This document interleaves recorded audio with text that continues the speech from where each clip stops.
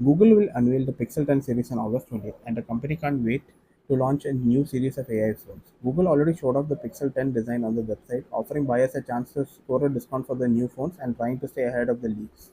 Google also made fun of Apple's broken Apple Intelligence promises for the iPhone while promoting the upcoming Pixel 10 series in commercials.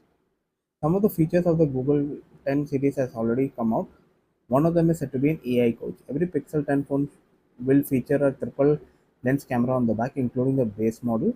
The phones resemble predecessors, but image above show gives a good look at the new colors. Gemini AI features are now more interesting than press photos, showing off the same leaked design. As per Android headlines, Camera Coach is the Gemini functionality that will allow the AI to give you photo tips in real time. Camera Coach is able to see the scene you're about to capture. It will then suggest lighting changes and even tell you the angle to adjust for a better photograph. The feature should help any photograph improve the game while taking photographs. If you're rather inexperienced and want to take better pictures, a feature like Camera Coach will come in handy. A separate report details another interesting Gemini AI feature that should be exclusive to Pixel 10 series. The conversational photo editing features will let you tell the AI what you want to change in the photo.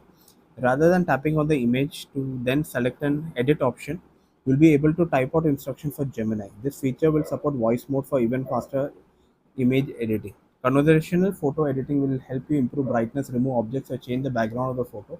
Long-term Pixel owners familiar with photo editing features will surely be able to perform these duties without any new feature.